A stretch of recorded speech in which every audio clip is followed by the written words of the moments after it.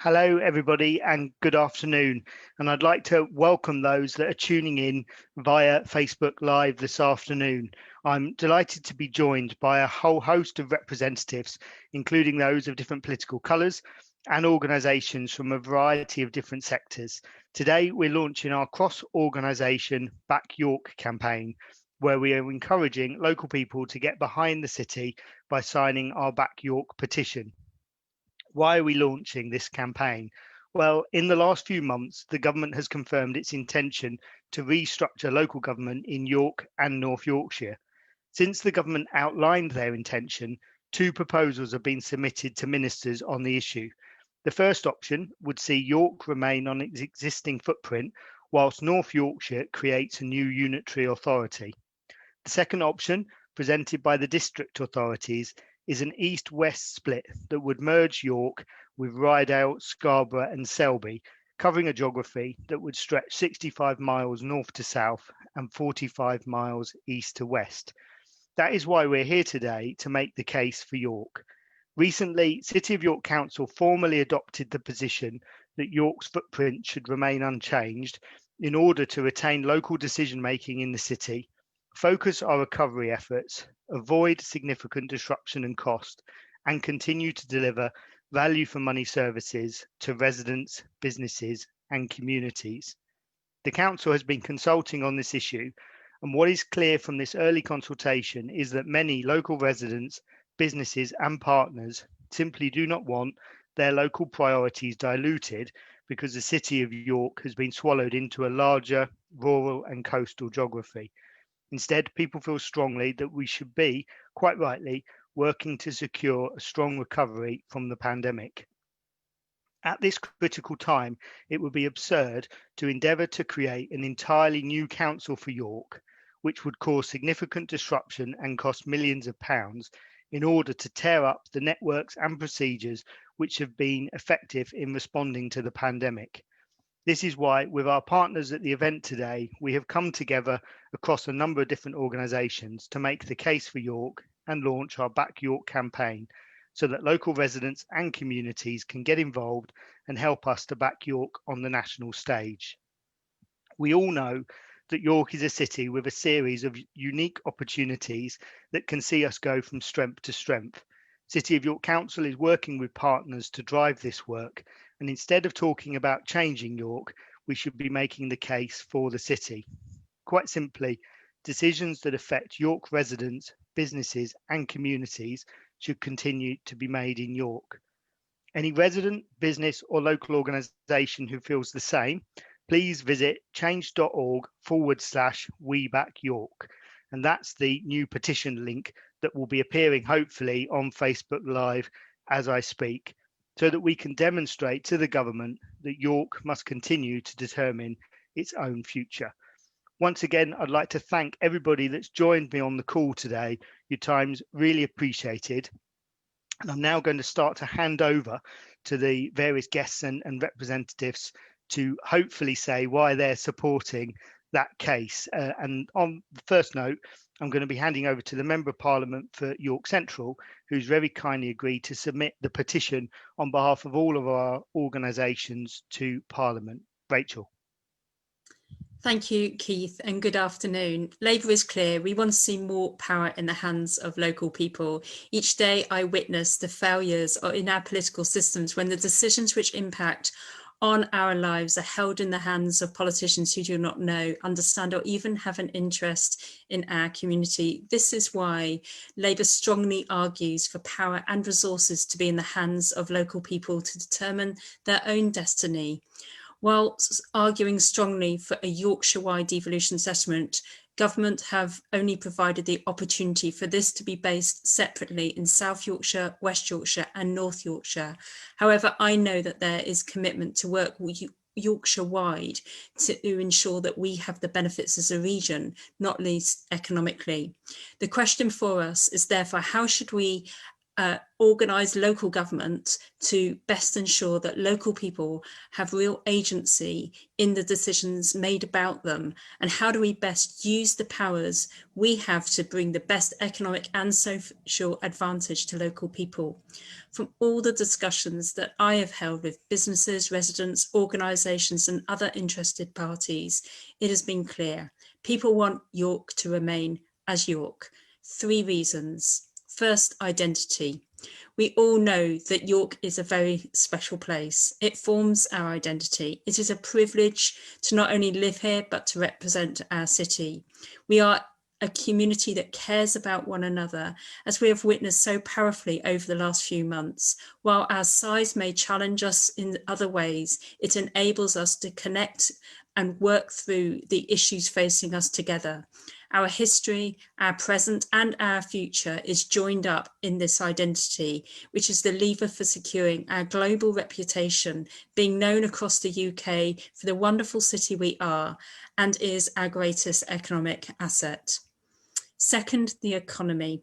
The focus which a unitary York authority brings provides us with the ability to draw on all our assets and attract inward investment and build our future economy, centred on the principles and values we share as a city. We need to end the era of insecure work and build a new generation of sustainable, high-quality jobs for everyone to benefit from. The assets we have in academia, culture, community services, environment and businesses, and so much more, is the lever to attract that business to York. And the inspirational commitment and creativity of the people of York is the one thing that will not only draw that investment, but will enhance it as well as benefit from it. Third, delivering services. I would not be a Labour politician if I did not say that I believe that this city could be a lot better. But in delivering those services, infrastructure and housing that York desperately needs. While I do have my differences in the way that this is being done, I believe that Labour would really demonstrate the difference our approach would make. I truly believe that the only delivering relevant, personalised and professional services would be possible if we ensure that decisions about how this is achieved is in York, not elsewhere, somewhere far away in North Yorkshire. At a time of crisis, we need to pull together and keep together. As I and all of us have witnessed throughout this pandemic, how the power of the relationships across the city has enabled us to respond and protect far more residents than has been achieved elsewhere.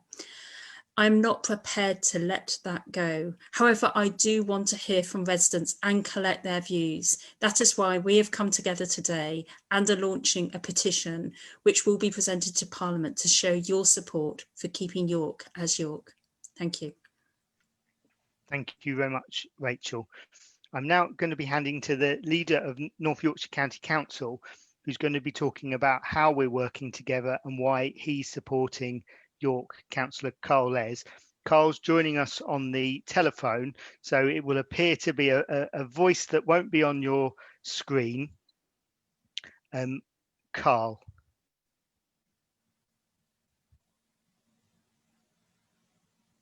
If for any reason we can't come to you on the telephone, what I will do is come back to you in a second and move on to our partners that are here today.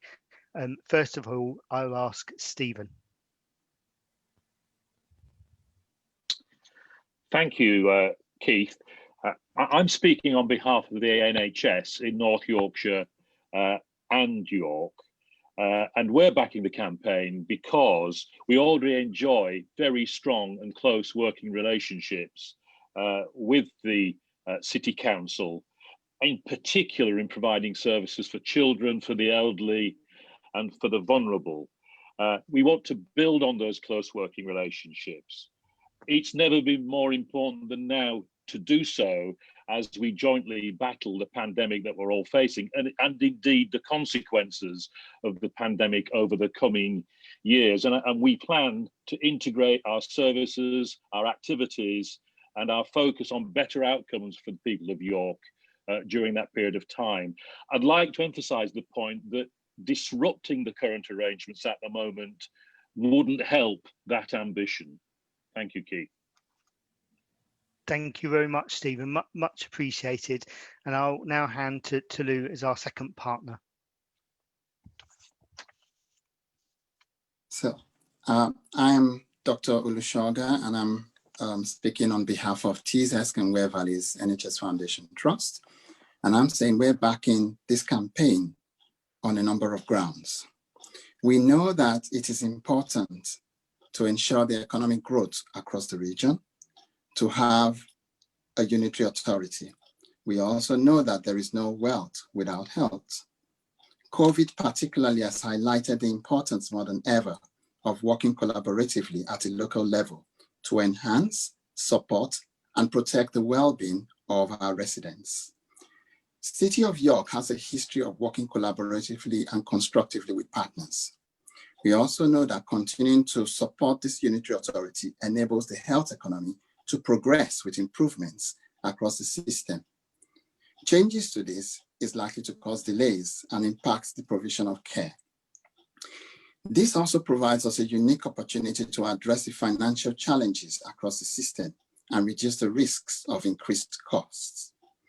So we are backing this campaign to ensure that we continue to improve the mental health and well-being, which is a key priority, particularly in this pandemic. We also know that the government's key ambition of ensuring that community mental health transformation agenda progresses at pace will be best served by York remaining as a unitary authority. For these reasons above, we support this campaign. Thank you. Thank you very much for that. And I'll now hand on to Andrew. Good afternoon, everyone. I'm Andrew Digwood, the President of the York and North Yorkshire Chamber of Commerce. The Chamber is supporting the proposals put forward by City of York Council and North Yorkshire County Council for this local government reorganisation, essential part of the journey towards devolution for our region. It seemed to us to be the proposal that represented the best opportunity to move at both speed and scale into a devolution proposition with the lowest risk of disruption to the essential services that are delivered across this geography. It recognises in two unitary authorities the two extremely strong identities within our region, the City of York and the wider county of North Yorkshire, and it allows each of those areas to play to its particular strengths within a combined authority dynamic, and for funding and solutions to be delivered that best suit the needs of those two distinct parts of our region. City of York, of course, has a strong national and global reputation. It's the single largest conurbation in the geography, and it's responsible for around 1/3 of the total annual GVA of that combined geography, with some fantastic educational institutions at both FE and HE level, including the region's only Russell Group University. And it's home as well to world-leading businesses in fields diverse as confectionery, rail technology, insurance, bioscience, and digital media, as well as to famous cultural institutions like the York Theatre Royal, the Jorvik Viking Centre, the National Railway Museum, and of course, the forthcoming Roman Quarter. Developments that are soon beginning to take shape, like York Central and the Castle Gateway project, also have the potential to be game changers for this city and to catalyse its economic prosperity for the next century and beyond. And they can certainly benefit from access to the sort of localised and targeted funding and support that a devolution deal structured on this proposal will be able to unlock. But of course, the city also has its own particular sets of challenges and needs too, and those are quite distinct in many ways from those of its surrounding hinterland and the more rural and coastal areas of North Yorkshire. And as such, they require an ability for decisions to be taken locally and with the insight that York's own unitary authority can provide, working in partnership with local stakeholders like the Chamber. And as others have already said this afternoon, working together to tackle the present pandemic has really highlighted and brought home to me just how important and effective that sort of partnership working can be. The potential gain share for the city and the region from being able to put forward a strong and credible proposal for devolution at the earliest opportunity afforded to us cannot be overstated. And the ability to achieve that whilst also minimising disruption to the essential services on which so many people and businesses depend is one that the Chamber is very keen to support. Thank you. Thank you, Andrew. and to Max. Thank you, Keith. My name is Max Reeves, Director of the Helmsley Group. We're a long-standing York-based property development investment company. One of the legacies of this pandemic is that it's given people the knowledge and comfort that they can work from different locations. In this regard, York finds itself in an enviable position, offering genuine competitive advantage over other cities as a destination for visiting and working. With fantastic connectivity, we're recognised around the country as one of the most desirable places to live. We anticipate the attractiveness of doing business in York will only increase in a post-COVID world, with many institutions having seen there is life outside of the traditional major centres. This presents us real opportunity going forward.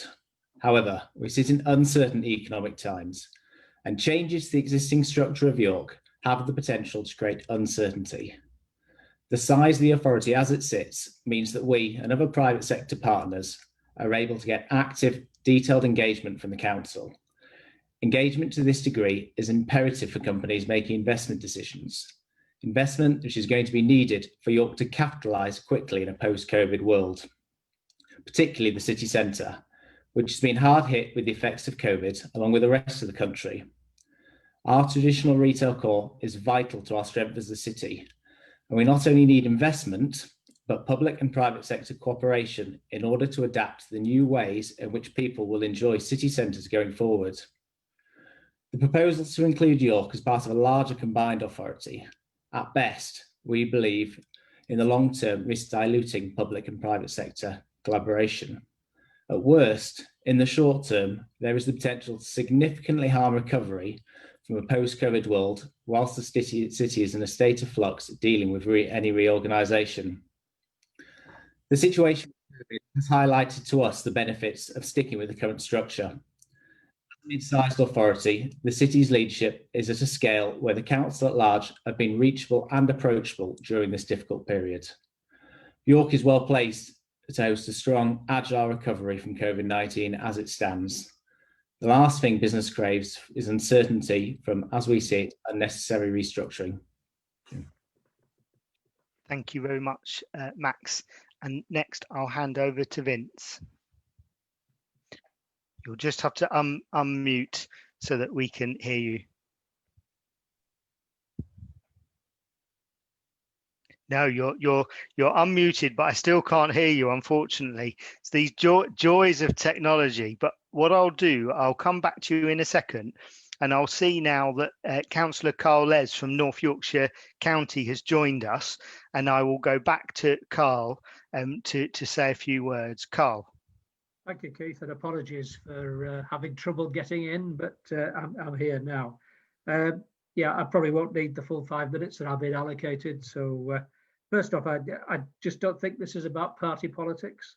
I mean, I'll fight my elections as and when they arrive, and I'll stand on our record and on the issues of the moment. This issue, it's about the long-awaited devolution that we've all been waiting for years, which now includes local government reform, but it should transcend party lines, as it's about extra investment into the region. It's about local decisions. It's about service delivery and the outcomes to the people that we all serve. I think to seek a political advantage from this reform does our communities a disservice.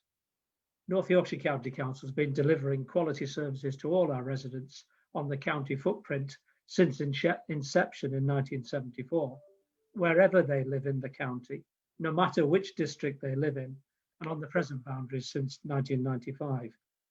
These services represent 80% of the local government activities by value. The other 20% is delivered by the 7 district councils.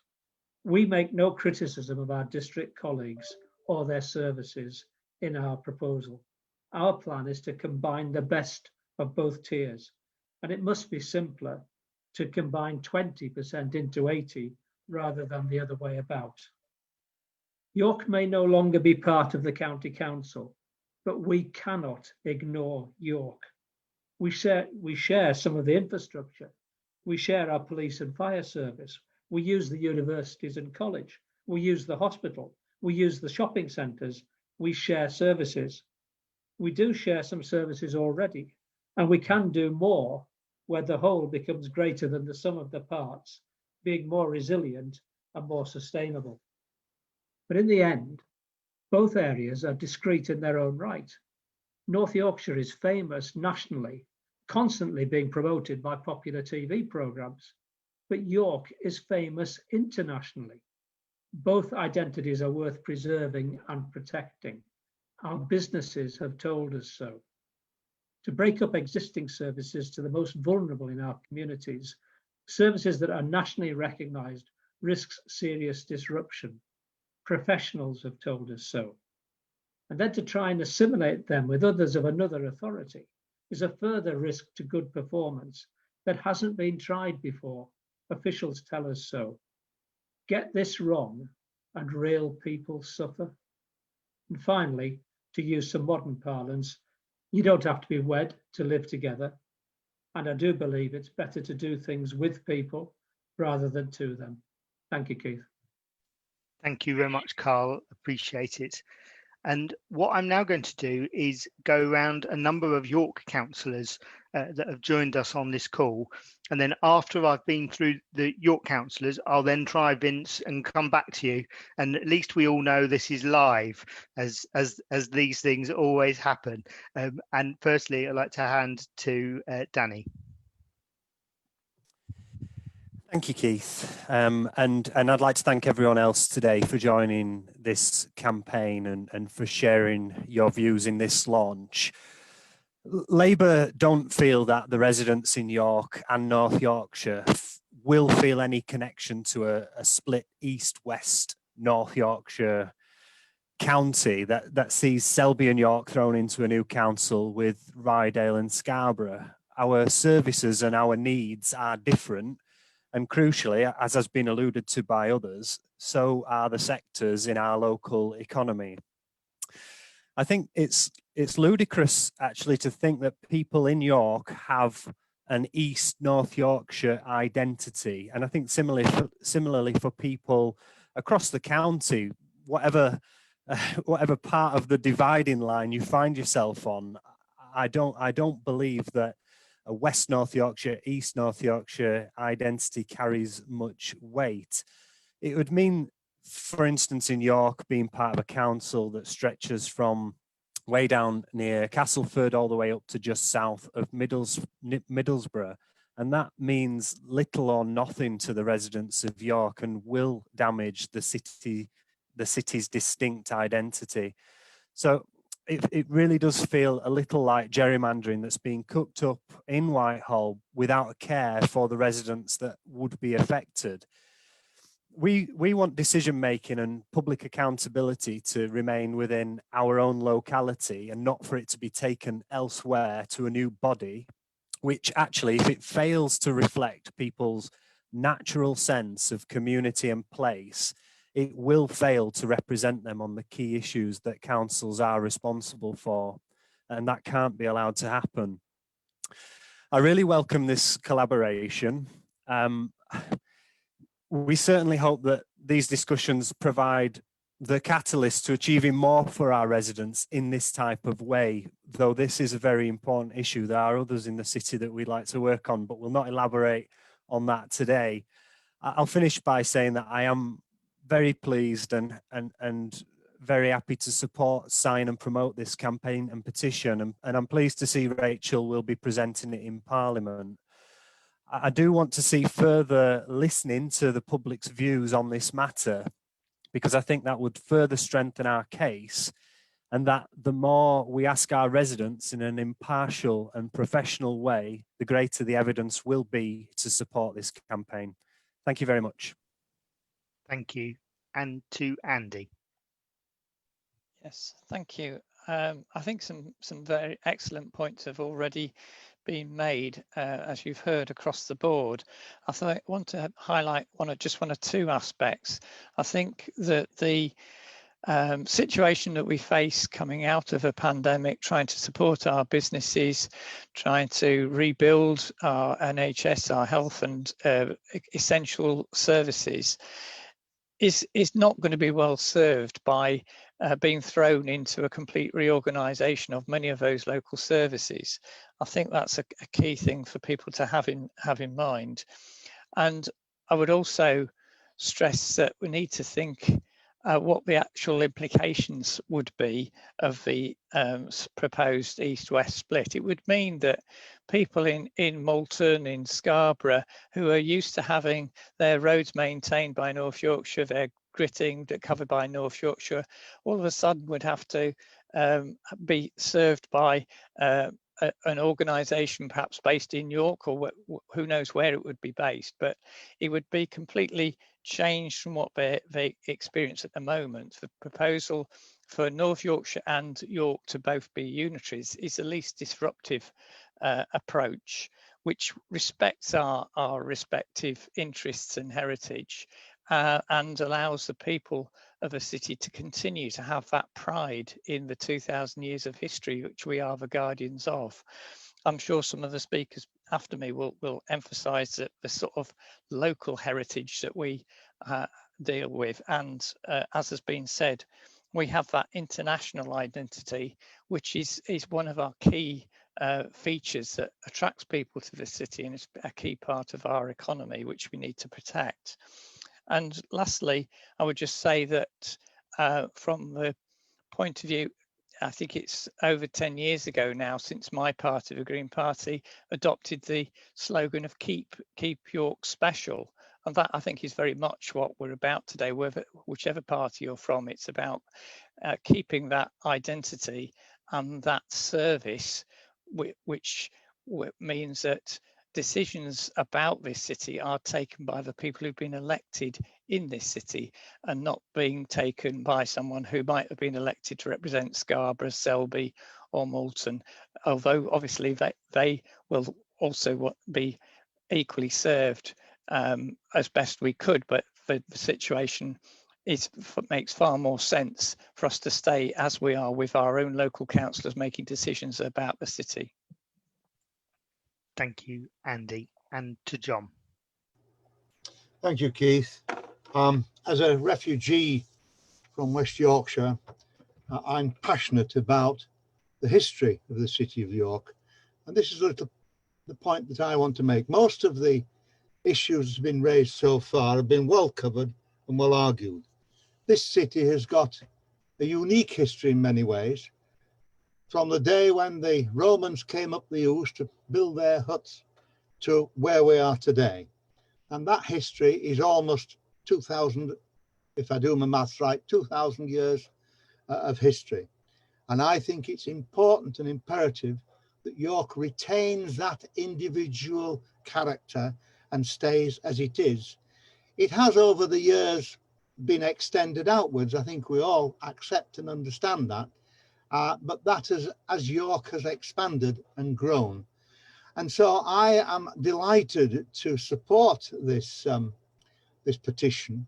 And I would put to you, I'm sure you would all agree, I would put to the government that to do anything that's going to threaten the independence and the character of York by putting it to a larger authority, as has been explained, that stretches from the North Sea to the A1 and so on and so forth, would be, in my opinion, and it's a term I've used before, would be a sheer act of civic vandalism. So I hope that this petition is 100% successful.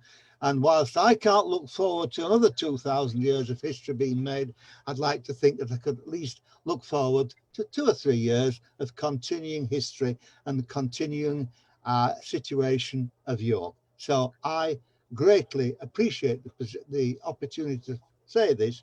And so all good wish, and let's hope that the petition serves its purpose. Thank you.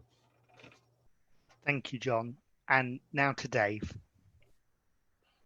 Well, thank you, Keith, and I'll try not to repeat the points that the previous speakers have made. Points well made. And I certainly also want to back the campaign to back York. I do wonder what has happened to the Conservative government's avowed belief in localism. forcing a new system of local governments onto an unwilling public is hardly any example of localism. And we do need to listen to what the people of our city and of North Yorkshire want. I don't believe the public has any appetite for such a restructure. And obviously, as the local representatives, we can only see the massive upheaval and the unnecessary expense of having to do that. The government really needs to learn to listen to the people of York and North Yorkshire and to back this campaign along with us. I fear what central government is doing is effectively sinking the ship of local governments while merely giving us a choice of lifeboats in which to jump into. Thank you, Dave. Now I'm going to try and go back to Vince, and hopefully the sound will now work. Yes, I think it does. Okay, I apologise for that. Thank you for inviting me to join the campaign. I'm delighted to do it. I guess I make two contributions. One is to add to the sort of non-tribal cross-party support for this, and hope Rachel is successful in her endeavours. And the other is a long-term connection. I mean, I've seen York lived under, I think, 3 different configurations in local government. And you've now got one that makes sense and corresponds to people's identity and also reflects the economic geography of the city. And why change it? I mean, I think there's a more general point to make that administrative reorganizations, are often far more costly and chaotic than they're envisaged beforehand, even in the best of times. And this isn't the best of times. We're dealing with all the uncertainties around COVID and the imperative of concentrating on recovery. I mean, I was in a government that launched the reorganization of the NHS, and it was a terrible disaster. And, we have to stand back and think whenever a local government reorganization is planned. I also participated in a major local government reorganization on Clydeside, and similar problem. And of course, it all had to be reversed in the passage of time. And York is special. There is a very strong argument for staying as you are. I think what comes across clearly to me is not just the voice of the city, but the voice of people in North Yorkshire, the surrounding areas, who are perfectly content with the arrangement. And as I think has been adequately explained, when you have a common problem, whether it's economic development or transport or health, it's perfectly sensible to have ad hoc cooperation between freestanding unitary authorities rather than to rework the structure of local government with all the problems involved. So, good luck to you. And I think it's an extremely well organized, effective campaign, and you deserve to succeed. Thank you very much, Vince, and for your time in joining us. And I will now hand to John. Hello, I'm John Thompson. I'm head teacher at Huntington School in York, one of the big city centre schools just out on near the Ring Road. And I'm also chair of the York Schools and Academies Board. The York Schools and Academies Board is pretty unique in this country in that it represents every school in York. We are designation blind, and the cooperation between all our schools in our city, all 60 odd schools in our city, has never been better realised than during the COVID crisis, where we've come together every single week to support each other, to make sure that we act for in the best interest of the children in our city. So not only do we have great cooperation as a city, the local authority at the heart of that cooperation. We're a local authority school, but we respond to any school that needs help in the city, no matter if they're an academy or local authority or faith school. That's really great and pretty unique. When the Secretary of State visited a couple of years ago, he was struck by how he either gets invited to meet MAT CEOs or local authority head teachers. Never before or since has he met with a group like ours. And not only do we collaborate really well, but we provide a truly great education. Over 50% of our secondary schools, for instance, are deemed to be outstanding by Ofsted. And not only do we provide a great education, we also provide a really efficient one, because we're one of the worst funded local authorities in the country for education. So we provide truly great education at really great value. And lastly, I cannot see why you would want to break up something that works so well. We haven't got money in education to be spent on reorganization. It doesn't make any sense at all. The young people in our city are brilliantly served by the systems we have now and the schools that we have, and I really wouldn't want to see any change. Thank you, John. Appreciated. And I'll hand over to David. Just on mute.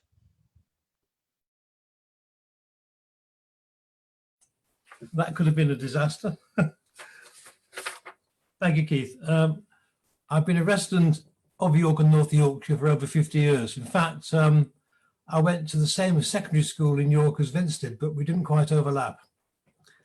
And during that time, I've run a number of businesses in the area and have had the privilege to serve and sometimes chair a number of public and private sector partnerships in York and in the surrounding region. I believe the current size of our unitary authority enables partnerships in York to work really well. They work well together. Now, I cannot recall a more optimistic time when we start to emerge from this pandemic for the City of York to drive, the City of York Council to drive our city forward in developing a greener, fairer and stronger economy. We have the development of York Central, exciting plans from our two universities and further and higher education colleges. We have adopted a strong regional development plan and have the opportunity to put in place ourselves at the list to secure a regional development deal of up to £2.4 billion. This has been signed off and is set to go before central government for review. This will be a big game changer. Our distinctive brand of York carries a significant commercial value and advantage, and we should not allow that brand to be diluted through a reorganisation into a mega council.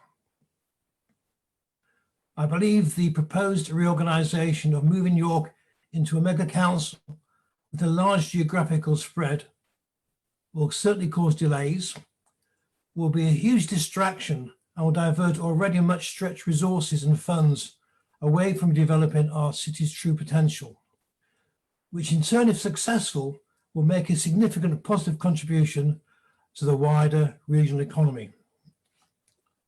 What a great position we're in. Let's not lose this great opportunity. Thank you, David. And I'm now handing over to Tom. Thank you, Keith. Since the 13th century, freemen of this city have had a responsibility to promote what they see as the interests of the businesses and residents of York. As such, the Guild has no hesitation in supporting the Council's proposals to retain the existing borders of the city, as in the best interests of those who live and work here. We urge everyone who cares about the future of our city to thank you. Thank you very much, Tom. And now to Anne.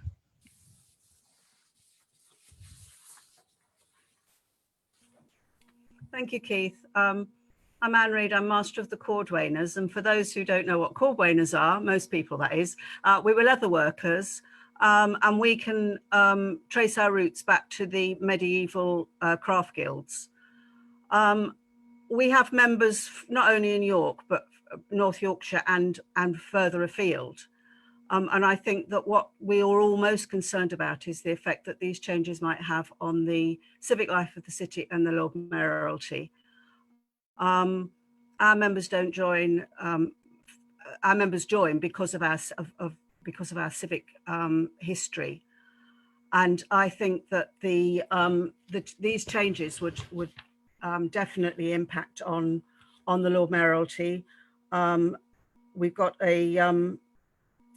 we've been a standalone authority for many years, and these changes would actually